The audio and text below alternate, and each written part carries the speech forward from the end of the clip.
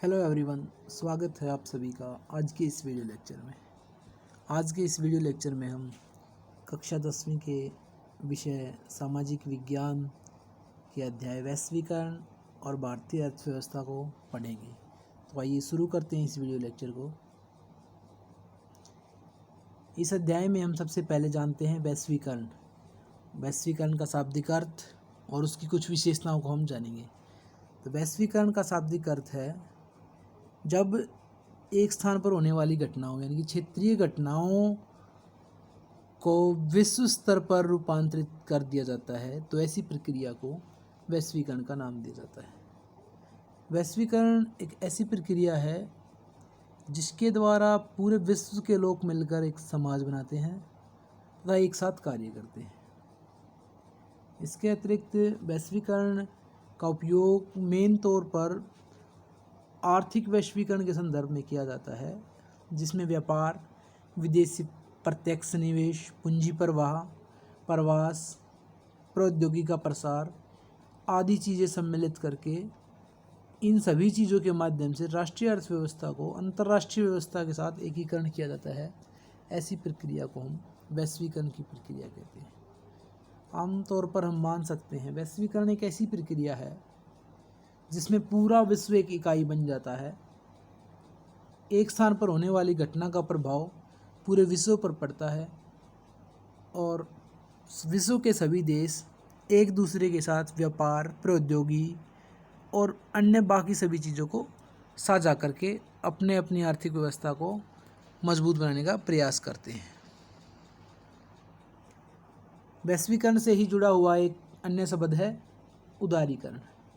1991 के वर्ष में मुख्य तौर पर 3 शब्द अत्यधिक प्रसिद्ध हुए थे, जिनका शॉर्ट फॉर्म होता है एल, पी और जी। एल यानी लिबरलाइजेशन यानी उदारीकरण, पी यानी प्राइवेटाइजेशन यानी निजीकरण, जी यानी ग्लोबलाइजेशन यानी वैश्वीकरण। वैश्वीकरण के बारे में हम पढ़ चुके हैं। अब हम पढ़ेंगे लिबरलाइजेशन यानी कि उदारीकरण। उदारीकरण का क्या अर्थ है और विश्व का इस पर क्या प्रभाव पड़ा। उदारीकरण से अभिप्राय ऐसी नीतियों या नियंत्रणों को में ढील देना है जिससे आर्थिक विकास को बढ़ावा मिल सके। मतलब विश्व के प्रत्येक देश ने कुछ ऐसे नियम बना रखे हैं जिसके द्वारा वो दूसरे देशों के साथ व्यापार करने में कुछ मुश्किलें आती हैं। जैसे प्रत्येक देश के नियम हैं कि कितने % या कितना माल हम किस देश से आयात कर सकते हैं, और जिस देश के लिए हमने हमारी विदेशी नीतियाँ या व्यापार की नीतियाँ जितनी उदार की हैं, तो हम आशा करते हैं कि सामने वाला देश भी हमारे लिए उतनी ही नीतियाँ उदार रखेगा। तो उदारीकरण में वे सारी क्रियाएं सम्मिलित हैं जिससे किसी देश के आर्थिक विकास में बाधा पहुंचाने वाली आर्थिक नीतियों, नियमों और प्रशासनिक नियंत्रणों आदि को समाप्त कर दिया जाता है या उनमें कुछ स्थिरता मतलब ढील दी जाती है। ये था उदारीकरण। इसके बाद हम बात करते हैं बहुराष्ट्रीय कंपनियां। ऐसी कंपनियां जिनका व्यापार या जिनकी इकाइयां एक से अधिक देशों में स्थापित होती हैं, ऐसी कंपनियों को हम बहुराष्ट्रीय कंपनियां कहते हैं।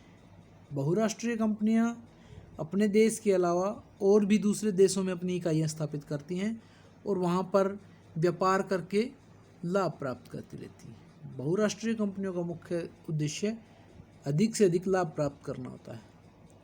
बहुराष्ट्रीय कंपनियों को अंतर्राष्ट्रीय निगम या राज्य विहीन कंपनी भी कहा जाता है। ये सभी नीचे बहुराष्ट्रीय कंपनियों के उदाहरण हैं, हम इन्हें देख सकते हैं। माइक्रोसॉफ्ट, IBM, P&G, नेस्ले इत्यादि। अब बात करते हैं बहुराष्ट्रीय कंपनियों द्वारा उत्पादन पर नियंत्रण करने के कुछ तरीके हैं। उन तरीकों की हम बात करते हैं कि बहुराष्ट्रीय कंपनियां किन तरीकों के द्वारा उत्पादन पर नियंत्रण करती हैं। सबसे पहले बहुराष्ट्रीय कंपनियां जिस देश में अपनी इकाई स्थापित करती हैं वहाँ की स्थानीय कंपनियों के साथ संयुक्त रूप से उत्पादन करती हैं। ये सबसे पहला साधन है बहुराष्ट्रीय कंपनियों का, जिनके द्वारा वो उत्पादन पर नियंत्रण करती है। इसके अतिरिक्त संयुक्त उत्पादन से जो स्थानीय कंपनी को ये लाभ मिलता है कि उसे अतिरिक्त निवेश मिल जाता है और उत्पादन के लिए जो नई नई प्रौद्योगिकी है वो भी प्राप्त हो जाती है। दूसरा, स्थानीय कंपनियों को वो उत्पादन के ऑर्डर भी देती हैं बहुराष्ट्रीय कंपनियां। स्थानीय कंपनियों के साथ साझेदारी और आपूर्ति के लिए स्थानीय कंपनियों का इस्तेमाल करके, स्थानीय कंपनियों से निकट प्रतिस्पर्धा करके और उन्हें खरीद कर बहुराष्ट्रीय कंपनियां दूरस्थ स्थानों के उत्पादन पर अपना प्रभाव जमा लेती हैं, जिससे दूर दूर के स्थानों पर फैला उनका उत्पादन परस्पर संबंधित हो रहा है। तो ये थे बहुराष्ट्रीय कंपनियों के तरीके जिनके द्वारा वो उत्पादन पर नियंत्रण करती हैं। स्थानीय कंपनियों के साथ उत्पादन करके वो धीरे धीरे उन स्थानीय कंपनियों को खरीद लेते हैं और उत्पादन पर नियंत्रण कर लेते हैं। आगे है विश्व व्यापार और बाजारों का एकीकरण। विदेश व्यापार, जब एक देश का दूसरे देश के साथ वस्तुओं और सेवाओं का आयात व निर्यात होता है तो ऐसी प्रक्रिया को हम विदेश व्यापार कहते हैं।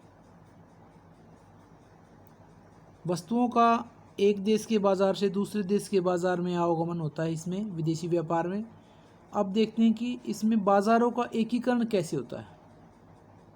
हम देखते हैं कि दो बाज़ारों में एक ही वस्तु का मूल्य एक समान होने लगता है जब वस्तुओं का आयात व निर्यात देशों के बीच होने लगता है। तो दोनों देशों के उत्पादक एक दूसरे से दूर हैं, लेकिन फिर भी उन दोनों के बीच प्रतिस्पर्धा उत्पन्न हो जाती है जब एक देश का माल दूसरे देश में आने व जाने लगता है। तो इसके कारण जब एक देश का उत्पादक दूसरे देश के उत्पादक से दूर होकर भी उसके साथ प्रतिस्पर्धा कर रहा है तो व्यापार विभिन्न देशों के बाज़ारों को जोड़ने व एकीकरण में सहायक होता है। वो सभी देशों के बाज़ार एक साथ जुड़ जाते हैं जिनमें हमें प्रतिस्पर्धा देखने को मिलती है।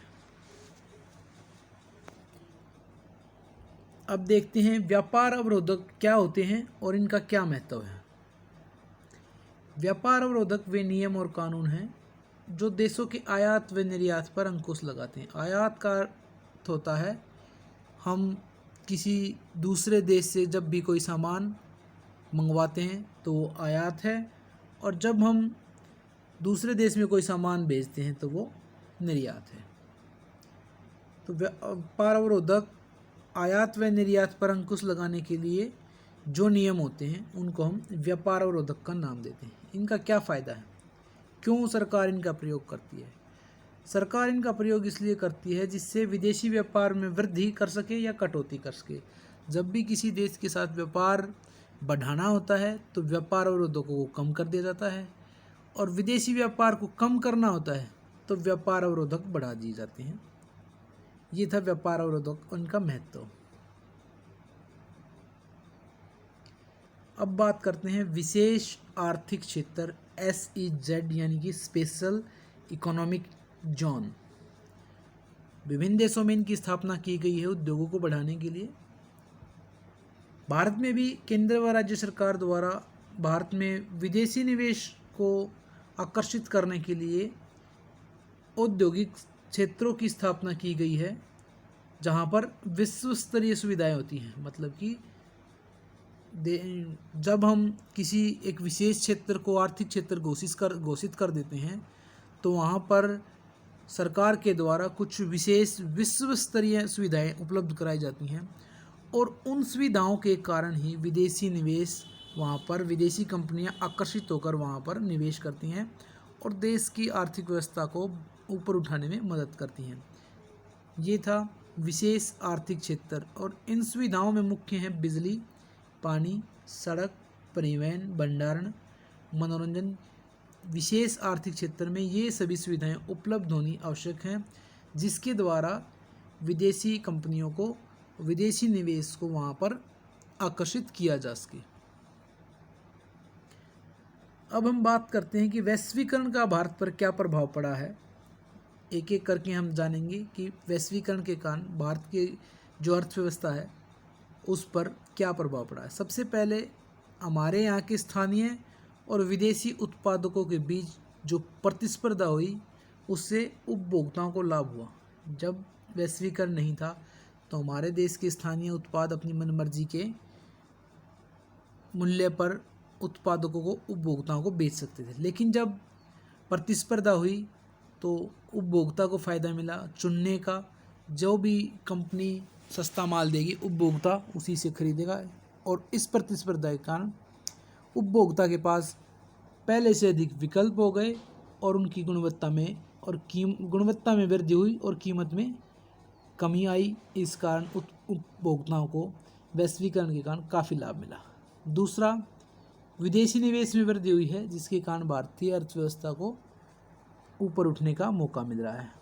तीसरा, उद्योगों और सेवाओं में नए रोजगार उत्पन्न हुए हैं। विदेशी निवेश भारत में जितना अधिक निवेश होगा उतने ही अधिक रोजगार के अवसर भारत में उत्पन्न होंगे।